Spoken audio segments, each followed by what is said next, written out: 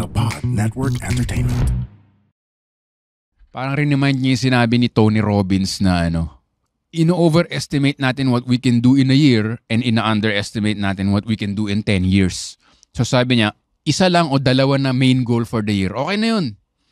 So inisip ko, oo nga no, gagawin kong goal for 2024, Arete Ateneo and Music Museum. And nakaka-emotional siya sa akin ngayon looking back. Kasi may mga nagme-message pa sa akin sa Instagram or sa Telegram group na, wow, grabe na sold out mo. Naalala ko sa podcast, sinasabi mo lang na baka 50 lang yung manood. Tapos maihi ka sa stage. Hindi naman ako naihi sa stage.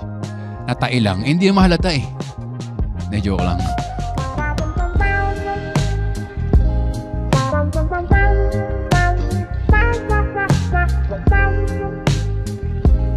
Will old acquaintance be forgot and never... Ano ba yun? May royalties ba yun? Baka sisingilin tayo, no? Royalty free na ba yun? Royalty free na yun. This has been a great 2024.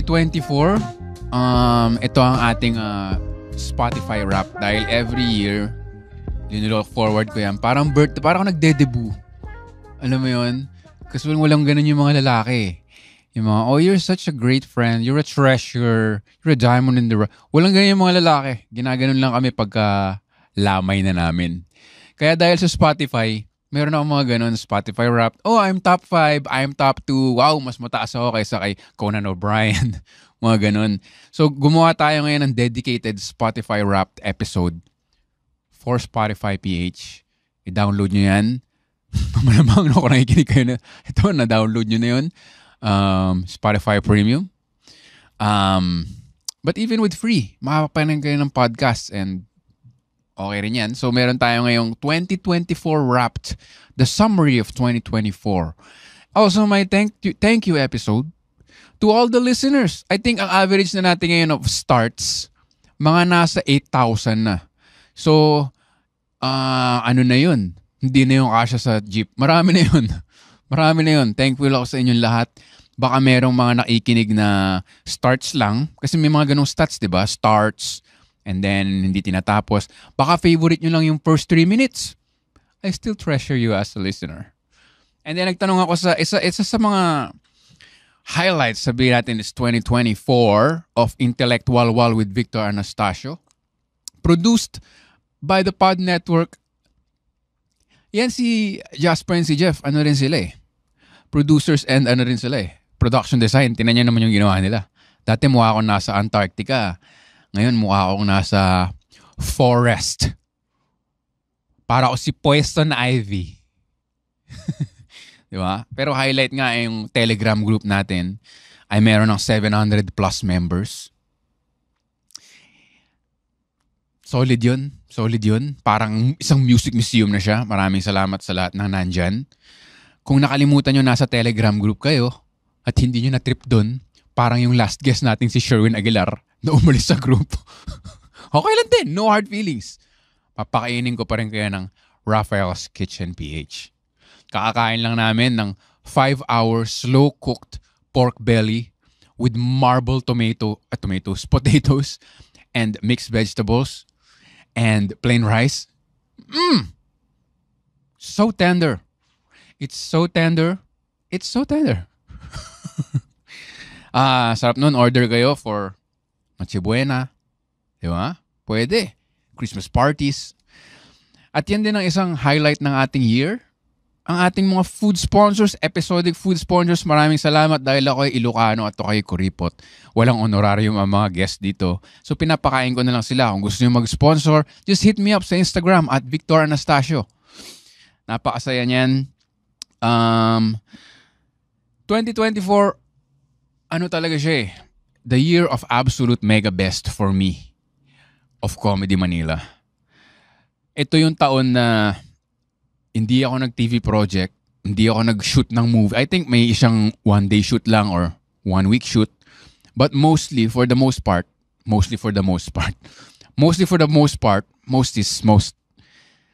Stand-up comedy lang pa talaga, parang sinugal ko na dun. And malaking bagay dun yung podcast listeners na nakakwento ko yung behind the scenes.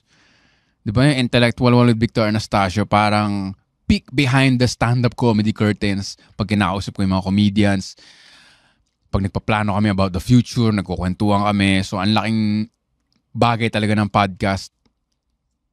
Parang tinatanong ng Spotify, kailangan lang namin malaman, are you still committed to podcasting?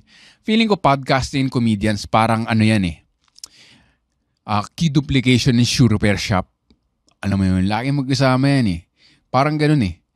Ang laking bagay niya na wala ring pressure na maging nakakatawa for 30 minutes or for 1 hour with a guest. Kwentuhan lang siya na wala siyang stinger na oh no!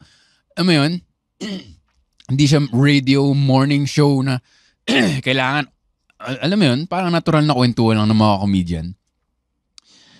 Sobrang solid yun. Ito may notes ako ng kung ano ba yun sa 2024. Kasi kinukwento ko kay Jasper and Jeff kanina. During the pandemic, inattempt ko na itong mga solo podcast. Pero parang nasa 12 minutes lang ako kung di ako nagkakamali. So parang na-practice ko rin siya. And nasabi ko rin sa kanya, sa kanilang dalawa, na nawala rin siguro yung awkwardness ko. Kasi sasalita ako sa camera mag-isa. So sabi ko sa kanila, parang nagkaroon ako ng safe, non-judgmental space to record. Tapos sabi niya na Jasper, yun ang tingin mo. Yung pala pag-alis ko, pinag-uusapan nila, wala na namang guest, tamad ang putya. Pinaset up pa natin. Wala man lang guest. Ano yung nagsasalita? Ano to, therapy? Gagong putya. Ganun pala no? But as long as I'm here, I feel like I'm in a safe, non-judgmental space. So non-judgmental pa sila for mga 20 minutes and then after yan, sabihin na nila, yan ang pinakatamad na komedyante sa Comedy Manila. Wala nang guest, wala pang honorarium. Umaasa lang sa food sponsors. Yan din ang isang, I guess, highlight ng 2024. Yung mga nag-present in English ko lang ng mga nagpipresenta at nag-o-offer ng support and token sa aming mga guests, yung mga food sponsors natin. Like for this episode, yung Raphael's Kitchen PH. Mahirap mag-podcast ngayon dahil gusto ko lang matulog after kumain ng 5 hours slow cooked. At parang gusto mo matulog na lang dun sa pork kasi malambot. Parang gusto lang matulog sa pork. Lalagyan mo lang ng napkin para hindi madumihan yung mukha mo. Ganun siya kalambot. Alam mo yun? Napakasaya ng 2024 yun nga. Solo episodes. Sinuggest to I think ni Phil of Spotify to try this. Kasi sinabi nila, okay, Intellectual Wall with Victor Anastasio. Marami kang guest. Oo, but I think they're listening for you, maybe. Sabi ko parang, I don't know. I don't know, Phil. I don't think I'm worthy of mga ganon. But then nung ginawa ko, parang pumantay naman yung numbers. So parang wow, less coordination, less work. Ako naman taon tamad. Alam mo yun, masipag na tamad. Tamad na masipag. Tamad na masipag na masaya. So parang na reawaken yung ano ko sa solo podcasting. At ang ganda pa ng, I think this year din yung Spotify video. Malaking bagay din yun. Kasi yun, nakikita nyo yung setup and everything. But yun, the year of absolute mega best tour for me. Sobrang memorable siya sa akin. Pag mga gantong oras, tapos komedyante ka, and I think mga business owner, mga freelance, mga creative, makaka-relate. Parang pag around November, December na, meron ka ng anxiety sa stomach mo may nut ka na stomach na. Kahit gano'ng aganda yung past year mo, hindi mo alam ang mangyayari sa next year. So parang meron akong ganun ngayon.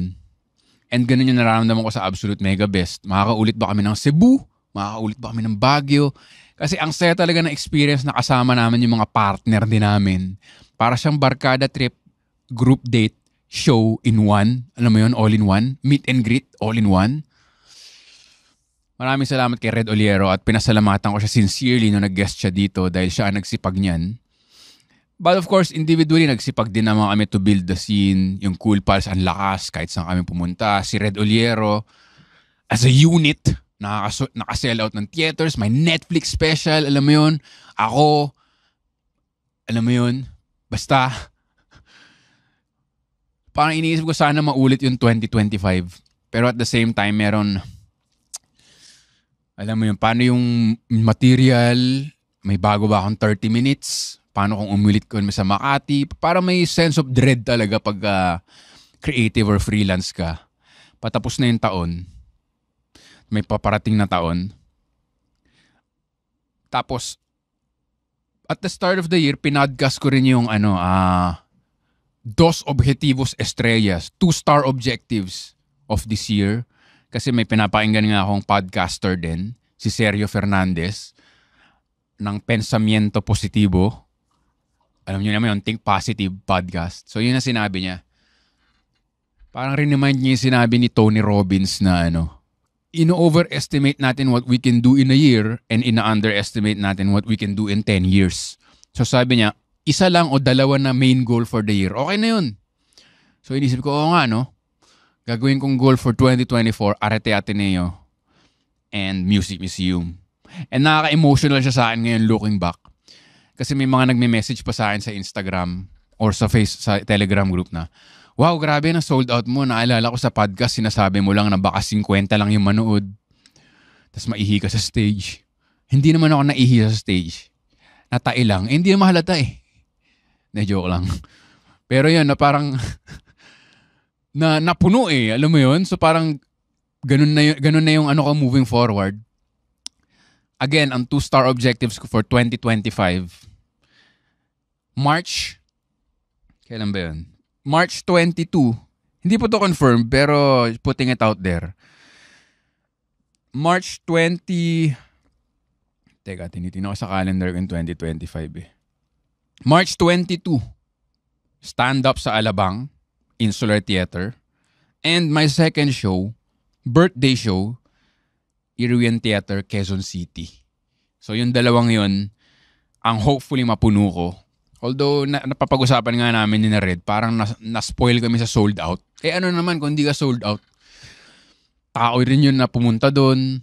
Alam mo yun, nag-drive, naligo, nag-deodorant, nag-cancel ng ibang plans. So dapat appreciate mo sold out ka o hindi.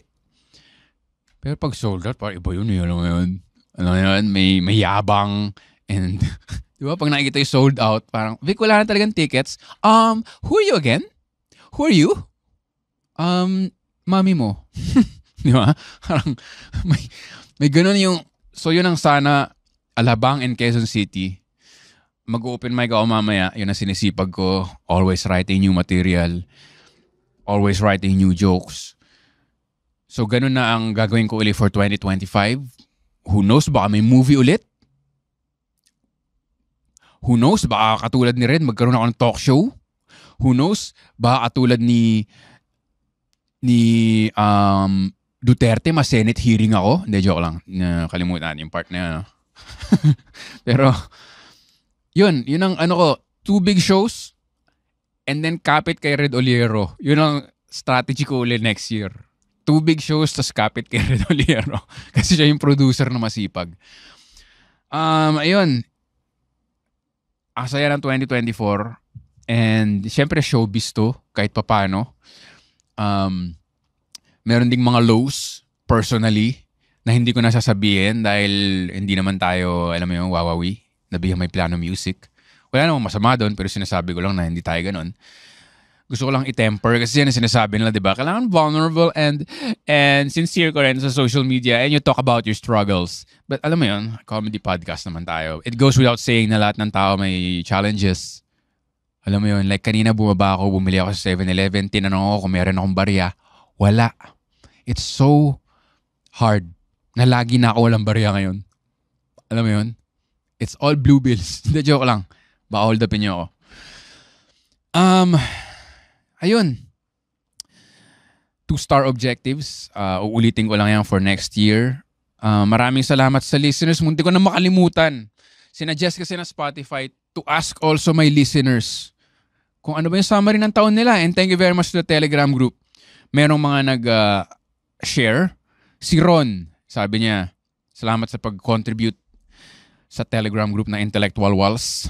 Hi Boss Vic, nag-stand up ako 10 minutes first time sa company namin dahil sa pakikinig ng Intellectual Wall. Hirap din makabuo pero inspired by the podcast. Nakatawid naman. Yan ang gusto kong marinig. Yan, maraming salamat. Lumakas ang loob mo, Ron. Wala sila choose tumawa dahil boss nila ako. Oh, yan. Yan ang strategy. Kung di nyo tinawanan, wala kayong bonus. Good to know na may mga boss na nakikinig sa podcast na to. Pero on a serious note, helpful yung sa international na set mo and advice kasi foreigner yung bago naming CEO.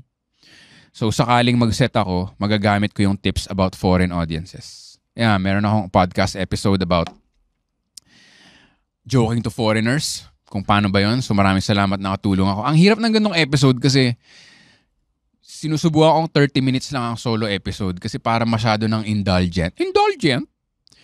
Pag more than 30 minutes ako nagsasalita mag-isa, di ba? How much do I love the sound of my own voice?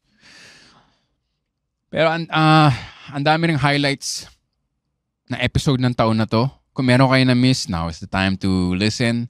Ang hirap din pumili ng favorites, alam mo yun. Kasi ang daming nag-guest eh. So, balikan nyo na lang. But the Pod Network, maraming salamat sa pag-record, sa pag-host, and iba eh. Pag may video, ang ganda eh. Mukha akong magaling. Kahit hindi. Si Raish naman, si John to eh, si John. Sa Telegram group. Sabi niya, share ko lang akin. Laking guidance and insight sa sarili kong comedy journey si Intellectual Walan. Wow, parang Charo Santos na ako ngayon eh, no? From joke formulation, writing, then performing, and yung banat lang ng banat mindset na sinubukan namin sa open mic here sa comedy scene sa Baguio City. Oh yeah! Tuloy-tuloy lang. Alam ko Comedy Manila ang pangalan ng grupo, but hopefully it's Comedy Philippines, Comedy World. Alam mo yun? Reflection ko din is mahirap talaga ang stand-up na gawin. From production ng open mic, booking open micers, equipment, promoting shows, grabe yung effort. Pero kahit ganun, ang sarap pa din talagang makarinig ng mapatawa mo, di mo kilala. Yes! And hoping na mag-grow pa namin yung eksena ulit ng Baguio City. Yun talaga eh, it's the end game. Magpatawa ka. Makakuha ka ng messages na, oh, heartbroken ako. And then napahinga ko yung podcast mo. Sinasabi ko lang to, wala man ako nare-receive na gano'n. Imagine ko lang, baka naman may magsabi dyan. Diba, bro, sinasante ako sa trabaho. Meron din mga ganong messages, of course, na natuwa sa podcast. That's what you do it for. That's what you do it for. Diba, parang, alam mo yun, basta, masaya lang eh. Mabagay yun yung nahanap namin, kaya namin gawin. Contribution sa mundo. Hindi naman ako marunong mag-attorney. Hindi mo na ako masipag enough para gumamot ng sakit bilang doktor. At least, may maiambag ka naman kahit anong kalokohan or intellectual walan. Hindi ko alam. Okay na yun. And then, meron pang, yun lang. Yun lang ang mga nakuha natin. Pero okay lang yan. Kasi medyo, alam mo yun, medyo personal na itong mga reflections na ganito. So, understandable. Maraming mas nagtatanong. Hindi ako tatampo Hindi ako tatampo. Hindi luha to. Medyo ano lang. Napuwing lang ako. Pero maraming salamat, Jan, at sa isa pang si Boss Ron na nag-share ng kanilang 2024. Yun lang. Nag-delve din ako into more personal topics this 2024 about kung ano nangyayari sa akin. And yun nga yung rabbit hole ko ng paano ba maging matinong lalaki, alam mo yung maging disenteng lalaki. Ika nga ni Carl Jung, paano pronounce yun? Basta German siya eh. Life doesn't begin, hindi ko maalala, basta parang sisimula lang ang buhay at 40 years old. Up until then, you're just doing research. Parang yun lang iniisip ko kasi looking back sa mga set ko, alam mo yun, looking back sa mga relationship, friendship mo, parang may mga maano ka rin na parang ang dami ko sablay parang ano mo yun, may masyadong bastos or masyadong, alam mo yun, tinetemper mo rin na parang akala mo bastos ka lang dyan, but then nadadala mo na sa totoong buhay. Lagi kong sinasabi na nagro-road rage ako pero nakakatawa siya, pero nandun pa rin yun alam mo yun, sisigawan mo yung mga grab driver, yung immigration, parang doon ako nag-delve sa mga libro na paano ba maging matinong lalaki to your parents, to your partner, romantic partner, alam mo yun, topic siya na, oh shit, totoo pala yung sinasabi lang inner child. Totoo pala yung sinasabi lang trauma. Dati, ginagago ko lang yun eh. Pero parang, grabe no? Someday, pag magaling na ako, parang si Chris Rock, lagi ko sinasabi, baka magawa ko na rin siya material. Pero yun yung, and maganda naman yung listenership tungkol dun. Alam mo yun, how to be less kupal. Ang dami kasi nakaka-cancel na komedyante, alam mo yun? Tapos parang marirealize mo, putya, no? Parang ganun yung linya ko eh, na komedyante rin ako, and then may ganyan, hindi yung in-explore ko this 2024. May nag-advise kasi sa akin, before, di ba may mga advice sa podcast eh, parang ito lang yung listenership mo, onti yung babae. So okay, baka kailangan ko mag-tap into more female audiences, LGBTQ audiences. But then may nagsabi rin sa akin na, okay, so mostly lalaki yung audience mo. So ano yung magugustuhan nilang topic? Ano yung, alam mo yun, parang mas naging ganun yung, ito na yun eh. Bakit ko mag-a-aspire na mas maging friendly sa ibang demographic? Parang ito na yun, di ba? Parang puro guys, sausage party. Di yun ang pag-usapan natin, di ba? Parang bakit tayo... Tapos ang laking ano niya na hindi masyado napapag-usapan. Tapos habang tumatanda ka, nagkakaasawa kayo, habang nagkakaanak, alam mo yung mind-blowing na ang pinag-uusapan nyo tungkol sa asawa na nila, alam mo yung tungkol sa relationship. Bro, ganito rin ba? Sinong boss sa relationship nyo?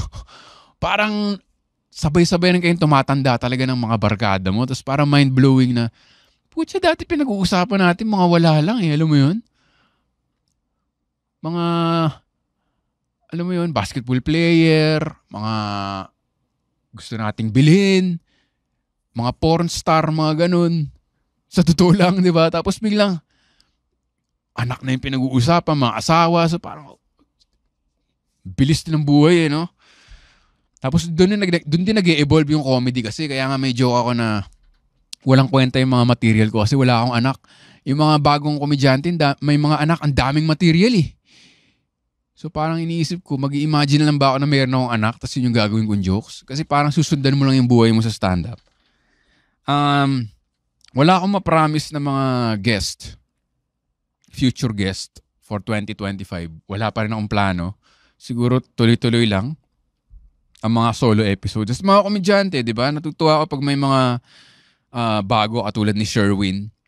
Nakaka-record ko lang na 23 years old. Tapos alam mo yun, gusto mag-stand up. Nakakatuwa kasi buhay pa yung eksena. Ayun. Meron ako ditong listahan dati ng solo topics tsaka mga dream guests. Basahin nga natin. And I think this year ako nag-rebrand into Intellectual Wall. Yeah! Big leap. Big leap. Dati kasi sa Bayan with Victor, naisip ko yung concept. Every time may sinasabay akong comedian to the gig, from the gig, yung kwentuhan namin, parang podcast worthy, alam mo yun? Sabi nga ni Sherwin, humble beginnings, mga opinion tungkol sa buhay. So ba't hindi na lang yun yung podcast ko? May isasabay ako, not necessarily comedian, kahit kaibigan ko, or business owner, or ibang creative. Tapos yun yung offer ko sa kanila. Wala akong mababayad na talent fee, pero ihahatid kita sa araw na yun kung saan mo gusto pumunta. So hindi ko rin na-istorbo yung schedule mo. Kasi papunta ka na doon. So naglagay lang ako ng mic sa kotse.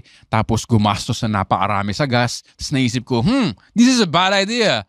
Luckily, nagka-lockdown. Joke lang sa mga nagkasakit and everyone. Pero hindi luckily nagka-pandemic. Luckily nagka-lockdown. So parang, okay, sabayan, metaphorically na lang with Victor. Sabayan niya yung trip ko. So parang hindi na siya. And then, naging intellectual wall. Kasi nga, ang dami nagsasabi na yung jokes mo pamatalino, yung topic mo pamatalino. And for the longest time, parang sinasabi, hindi naman. Pero hanggang sa isang araw, putya, own ko na nga. Oo. Pero hindi naman ako sobrang, wala man ako nakakontribute sa society. Hindi man ako scientist. So parang walwal pa rin. Mahilig naman ng mga Pilipino dyan sa world play na yan eh. So nirebrand natin na intellectual wall and masaya siya. Ang unang guest ko, very special din sa return was si Junoy, na guitar teacher ko with of course, my special someone, si Chi, na musical din. So yun ang una naming comeback episode sa Intellectual Wall. And then sana meron pang guitarist in the future. Sana gumaling din ako talaga mag-guitar. Jazz guitar, R&B guitar, alam mo yun. Nag-jam din ako ng high school friend ko dito. Meron akong minamata ngayon na hulo band. Kasi sa genre rin ako. Maraming magaling na gitarista and everything. Pero gusto ko yung genre na ganun eh. Hindi ko pa sila na-meet. Pero hopefully, sabi nga ni Jeff, kaya naman natin i-set up yun. Manonood muna ako ng set nila. Tapos hopefully mag-guest. Yun yung mga nandito eh. And of course, more episodes. Ayan. Ayoko na lang sabihin yung iba dahil ayoko ma-jinx. Pero yun, 2025, siguro more of the same. Solo episode, siguro one notch higher sa solo episode. Dati isang guest tsaka ako. Tapos this year ako. Baka next time walang tao, alam mo yun, nakatutok lang yung camera dito. 'Di ba conceptual pare? Intellect, walang tao, nakatutok lang dito 30 minutes. Feeling ko bibenta yan eh. Oh my gosh, it's the minimalist podcast. It's genius. It's so meta. Yun. Ano pa ba? Sana magpa-party ang The Pod Network. Pinaparinggan ko. Or Spotify, PH. Pa-party naman tayo. Maliit lang ang podcasting industry. Para naman tayo. Mingle and Jingle Bells. Oh, ang ganun title na, no? Boom. Mingle and Jingle Bells. The Pod Network and or Spotify, PH. Yan.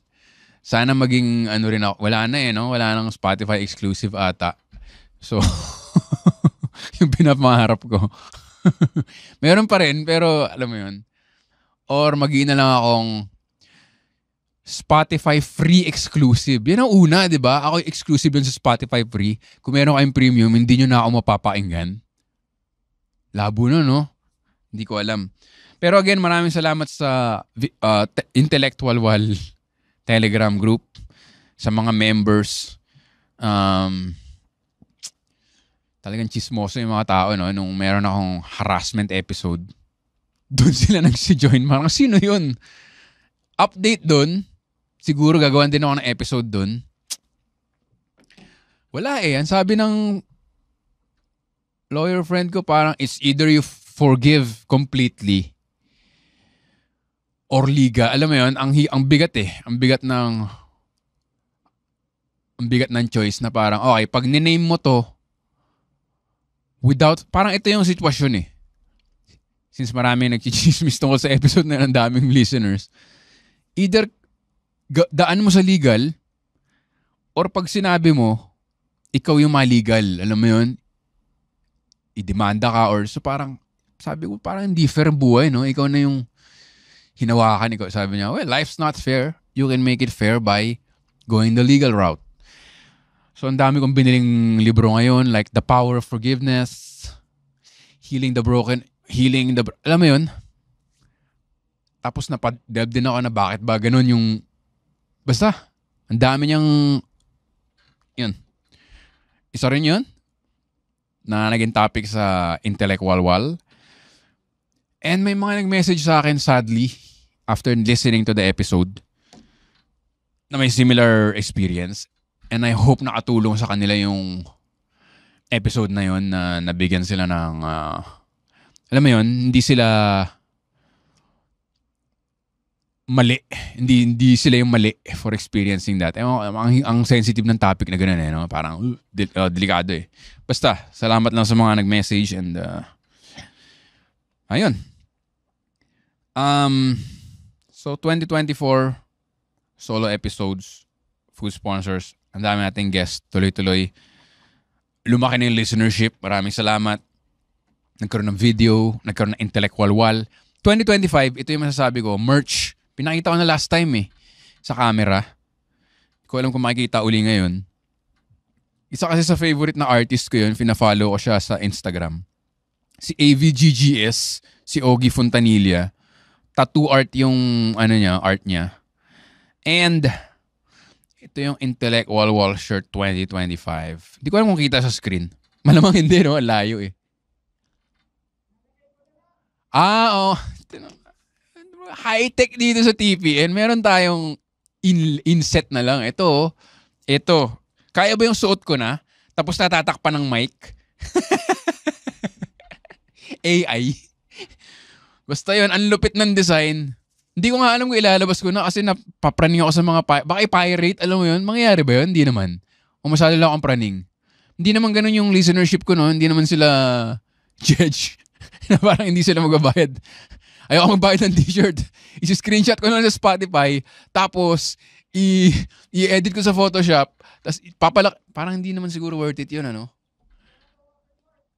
Ayun! Lalagyan. Talaga ni Jasper. Lalagyan niya ng watermark. Para hindi naman yata ganun yung listeners and viewers.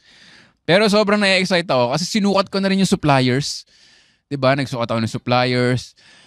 Pero business siya eh, na parang paano ba yung supply, 'di ba? Alam mo 'yan, may business side siya, paano ba yung fulfillment? Hindi pwedeng maglagay ka lang tapos sige, i-ship ko sa'yo in 1 month kasi dadaan ako Makati next month eh. Hindi eh. Kailangan professional siya. So merong sizes, alam mo yun, paano yung fulfillment, paano yung delivery, paano yung inquiry. Entire business siya. Tapos gusto ko siyang gawin ng tama naman. Ayoko naman yung parang tropa-tropa na, sorry kasi dadaan dapat ako dyan. Kaso yung pinsa ko nagkasakit. Hindi ko alam mo yun. Alam ko sinabi ko yung presyo, pero wala akong panukli. Pero na-excite ako sa merch na to. Intellect Walwal Merch 2025. I think those are the updates. All of the updates that we have. Again, maraming salamat. Nakapunta na rin kami sa Spotify office sa Singapore. Maraming salamat kay Phil and Kat. Lagi silang nagpapadinner dito, nagpapamingle ng podcasters. Hindi ko alam kung sinasabi ko ba dapat to. Top secret ba to? Alam mo yun, binibigyan kami ng gold bars. Pinapadinner kami. Binabigyan ka naman tigi-tigi sa Mercedes ng Spotify. I don't know if that's a secret. But yeah, tigi-tigi sa Mercedes. And nung nag-absolute mega best Singapore kami, winelcome yung Cool Pals. Winelcome kami ni Red sa office. So nakita namin yung office doon. May mga Pinoy din ang nagtatrabaho sa Singapore. So na-appreciate lang namin yung welcome sa Cool Pals. Hindi, joke lang. Joke lang, Phil. No. Kami rin. Yung welcome sa amin, may free, iba first world talaga no? Singapore office, may free snacks. Tapos yung snacks nila, hindi yung basta-basta lang, alam mo yun, yung may mga British brands, di ko alam eh. Sosyalin. So, nakapunta na rin kami doon. So, tuloy-tuloy lang ang podcasting. Maraming salamat sa TPN, Spotify PH, sa lahat na nag-guest. Sa Intellect Walwal, Victor Anastasio, and of course, the showbiz part, the listeners. Kung wala kayo, wala kami. Nakakataba ng puso na nandiyan pa rin kayo. And in return, wala kang mababalik. Wala kang mababalik sa inyo. Yun lang. Again, maraming salamat sa lahat ng nakikinig. Kung nagustuhan yung episode na to, paki-share sa social media. And of course, ginagawa ko to every year. I'm sure kung may Spotify ka, ginagawa mo rin to. Spotify Wrapped. Napaka-genius ng idea na yan. Ilang minutes ka bang nakinig ng Spotify? Ano ba yung genre mo for this year? Yung genre ko for the longest time ay hip-hop dahil ever since. And then nag-aaral ako ng-guitar, may mga jazz guitar. Pero dahil nagja-jazz ako, meron namang Robert Glasper experiment na hip-hop uli. Talagang nagpo-full circle, alam mo yun? So excited na ako sa Spotify Wrapped. I'm sure excited na rin kayo. So gawin nyo na yan kung out na. And then share it with the world. May mga memes and may mga reels na parang no one cares. And then sinasabi na parang how people expect when they read your Spotify Wrapped. Huwag yung pansinin yung mga yun. Kwento mo to eh. Alam mo yun? Kwento mo to. Siyempre kung top podcast ako sa podcast mo, thank you very much. Parang birthday ko na naman yan. Happy birthday. Parang dibu ko. Alam mo yun? Tutuwa rin ako dyan. I appreciate it. Kung wala naman ako sa top 5 nyo, bahala kayo. Bahala kayo sa buhay. Bahala kayo. Joke lang. Okay lang yan. Ayun, mabuhay ang podcasting. Ginagawa ko pa to, the linya-linya show pa lang. So, ayun, sana mag-episode ulit kami ni Ali Sanggalang na nag-propose this year. Ali lover boy, oh. Ayun. Ano pa ba? Cool Pals, tuloy-tuloy pa rin. Kapit din tayo dyan. Kapit din ako dyan sa Cool Pals. Kapit din sa Cool Pals. Kapit kay Red. Ayan, di ba? Palaki lang ng palaki. Parami ng parami. I-tap nyo or i-click nyo yung follow sa Spotify. Because every time tinatap nyo yan, may endangered species na nasa-save. Hindi nyo alam kung ano yun. Pero nasa-save yung endangered species na yun. Please continue listening to all the Comedy Manila podcasts. Keep watching our shows live. Open mics, actual shows, especially yung mga new comedians. Keep listening to podcasting. Ang ganda talaga ng podcasting kasi hindi ka kailangang mag-put on ng too fake persona. Siyempre, pag nag-podcast ka, hindi naman 100% genuine pa rin. Pero hindi naman yung sobrang over the top. So maganda siya talagang medium. Nakikilala mo yung mga ini-interview na walang bawal, alam mo yun. Nakilala ka mga business owner, gano'n, na nako-connect. So, mabuhay ang podcasting, mabuhay ang Spotify page, mabuhay TPN, mabuhay kayo lahat. Merry Christmas! The most wonderful time of the year. Tinanong ko sila Jeff, kung gusto rin na ng Christmas, Push, alam mo yung Christmas parties, pagkain, Raphael's Kitchen, PH, order kayo ng bandehada ng ribs, palabok, and cookies. Marinara, seafood marinara is the most wonderful time of the year. And kung hindi man, marami rin mga di ba? Mga holiday blues. May mga ganun din.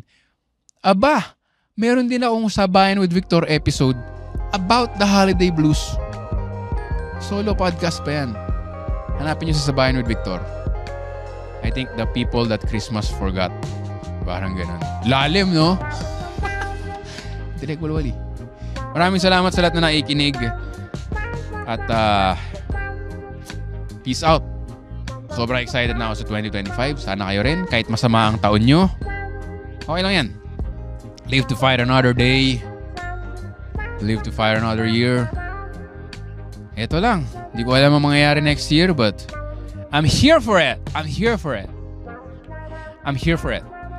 Just healing, self-care, and friendship. Thank you very much. Intellect Walwal. See you 2025. Peace out.